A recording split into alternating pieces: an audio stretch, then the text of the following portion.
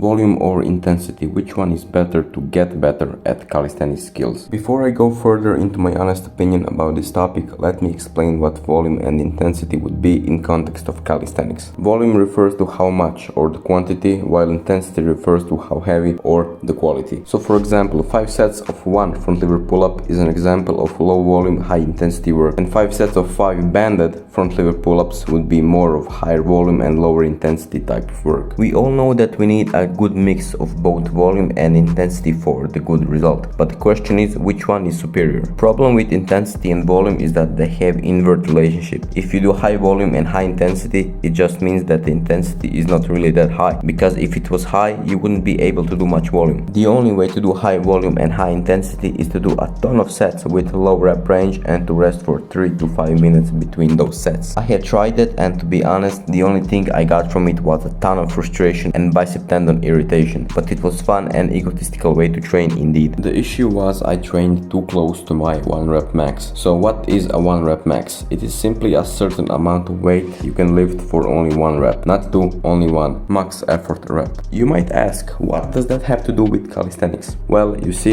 in calisthenics we are also doing weight training, and usually we are working with pretty heavy loads considering the positions we need to hold that weight in. Because bench press is an exercise where you need to carry a certain amount of weight through a certain range of motion, right? The same as bench press, you just need a different kind of strength. Isometric holds like Maltese, front lever and iron cross are just isometric portions of the full range of motion skills such as Van Gelder, front lever pull and butterfly.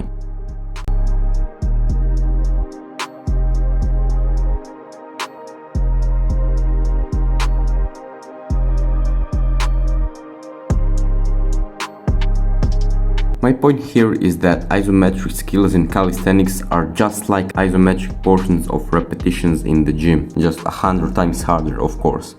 This may seem like a total nonsense, but this is what I believe in.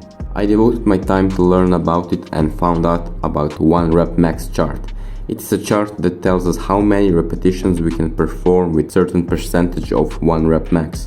I also find out that powerlifters don't go above 90% for majority of the time. Then I looked at what I'm doing, maxing out my 3 seconds of Maltese and 5 seconds of cross every single session, wondering why I can't make any progress. 2 seconds of isometric hold equals 1 rep, so 3 seconds of max Maltese hold is basically my 1 rep max. So the whole time I'm training in the 95 to 100% of my rep max, wondering what's wrong. So I decided to drop my ego and go for a different approach, where I will only perform movements and isometrics that are in my 80 to 90% rep max. That is 8 to 16 seconds and 4 to 8 reps. And that means that I need to only do Maltese with the light band. And so I train rings twice per week, only around 10 sets of holds per week, and I got from 8.5 seconds with band to 11 seconds of bodyweight Maltese hold in just 5 weeks.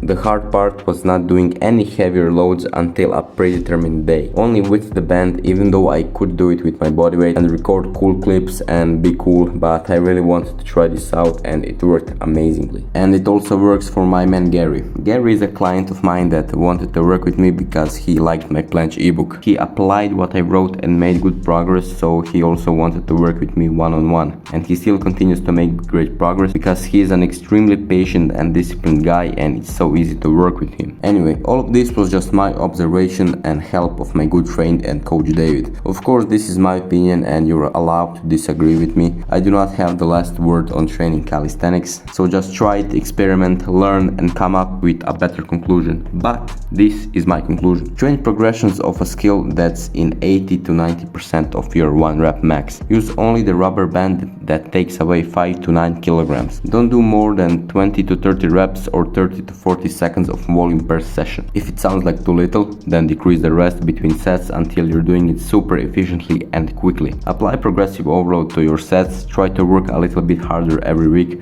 but do not increase the volume. Thank you for watching and I hope you like this video.